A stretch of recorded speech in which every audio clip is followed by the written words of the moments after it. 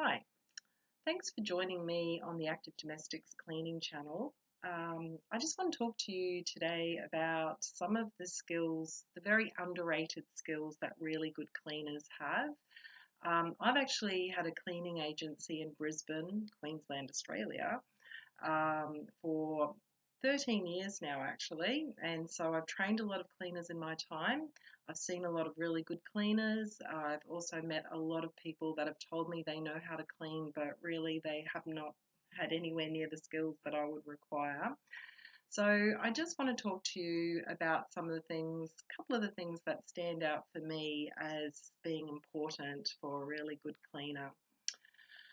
Okay, so number one is timing. It's quite difficult sometimes. A client may actually really need a 4 hour clean, but they can only afford to pay for a 2 hour clean. So we've got to work with what we've got in that 2 hour time. And so often I have heard clients tell me that they've had a cleaner who fusses around doing dusting but doesn't get the bathrooms clean or doesn't finish the floors or things like that. You have to always, of course, do the most important things, which is the bathroom and the floors.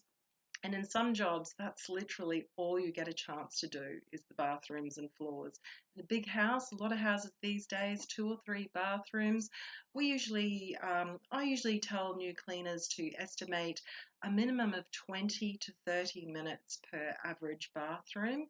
And that could be longer if it had like a big spa bath or things like that.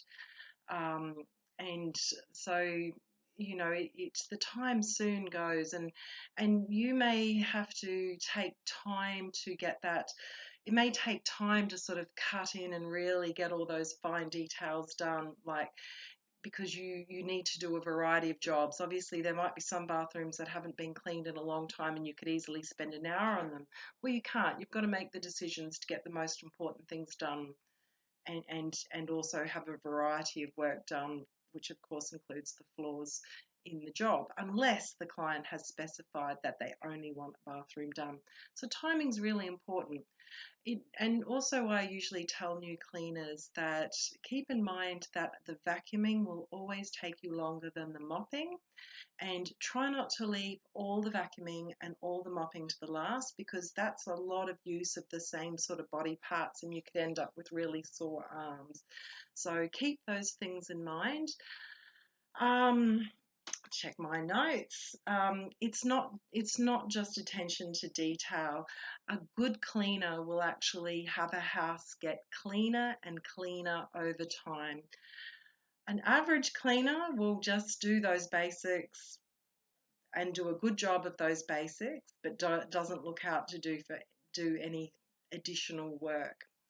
For example, a good cleaner, a really good cleaner will go, okay, I've only got minimum time, but this week I'm going to make sure I do a really thorough job of the master bedroom, where I really ensure that all the skirting boards and white marks on walls and things like that.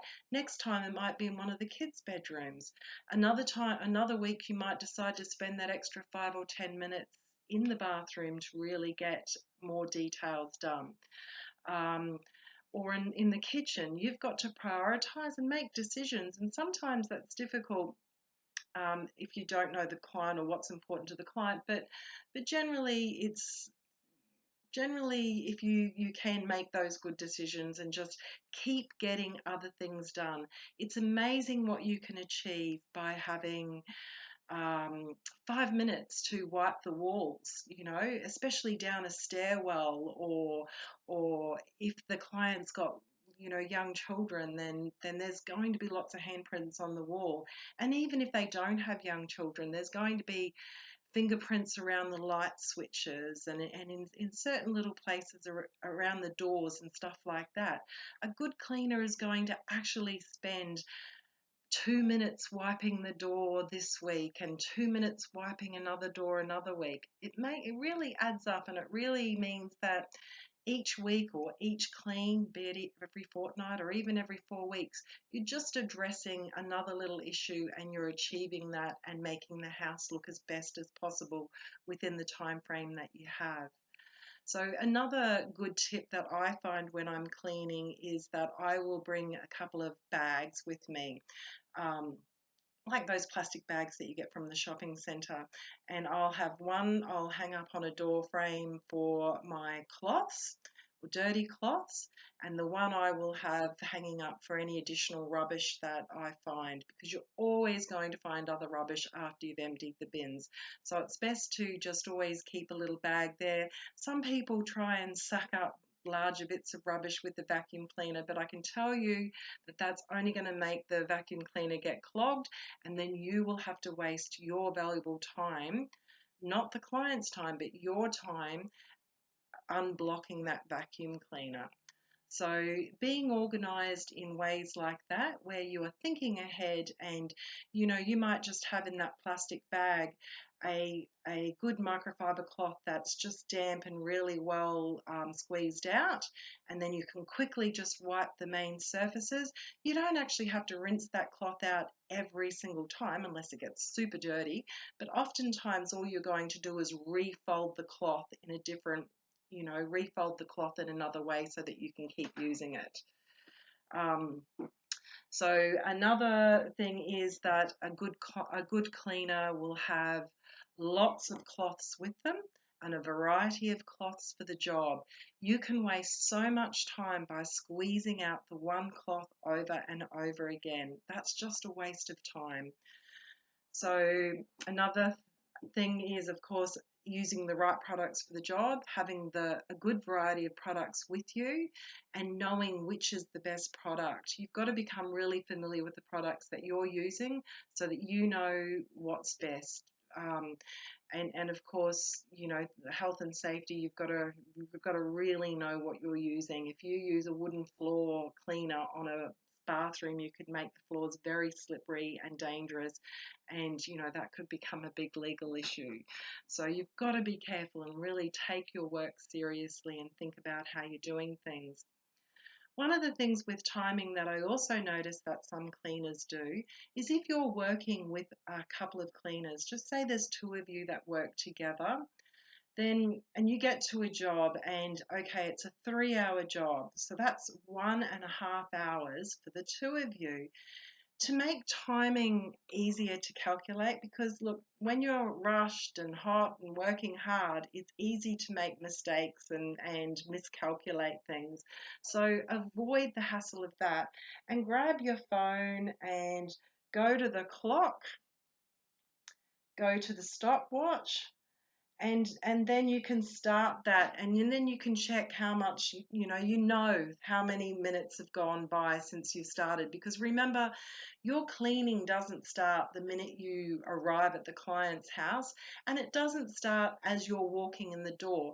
Your cleaning starts when you've got all your things ready to start working and you've got yourself organized. That's when your cleaning starts. And so that's when you'd put your stopwatch on, and then you'd know if you're there by yourself, well, 3 hours is going to go by, or if you're there with someone else, it's going to be an hour and a half, things like that.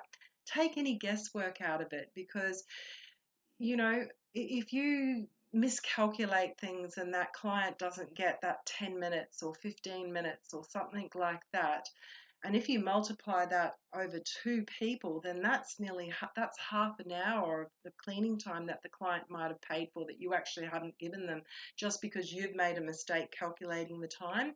So you don't need to guess any of that, because everyone has a smartphone these days with a stopwatch on it. So use the things that you have available to you.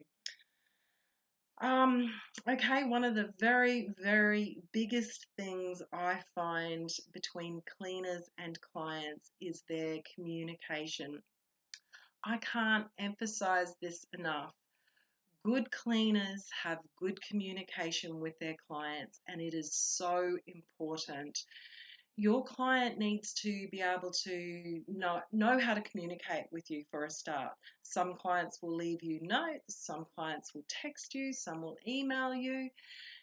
Some you actually might really need to prompt that communication process. And you know what? That is up to you, because that's part of your professional skills. You're in business, you're a contractor, you are are working, you need to be able to communicate directly with your client. And even if you think of yourself as a really great cleaner, you still have to check in with your client from time to time. I used to occasionally say to my clients, how's everything going with your cleans? Am I doing the things that are important to you in the cleaning time? And just let me know if there's anything that you notice that I'm not attending to, because sometimes it's easy for us to get into routines and we're so rushed for time often that we don't see certain things. So you need to open that door of communication up with your client, and you need to chat with them from time to time and allow them to give you any feedback. Um, or you can say things like, look, I notice I never get a chance to clean that balcony area or outdoor area, or I'm always rushing when it comes to doing the downstairs rumpus room and bathroom down there. Perhaps are you willing to extend the cleaning time for half an hour or an hour every now and then, so that I can address that for you? It doesn't always mean that you have to go over time or anything like that. You just simply have to communicate that with your client, and then they will know that you've at least noticed these things, and you're giving them an option for addressing if they really want to get those jobs done. So there you go. There's a couple of things to consider.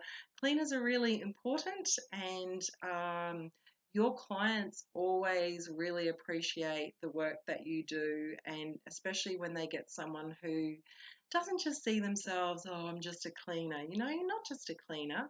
It takes a lot of skills to be a really good cleaner. It's a physical job, but it's also a mental job. And I think people really underestimate the mental skills that go along with being a great cleaner. So I'm going to try and get more regular with making my videos again. I know I go in ups and downs, but yeah. So so there you go. That's just some extra tips, and I hope you have a really good week. See you later. Bye.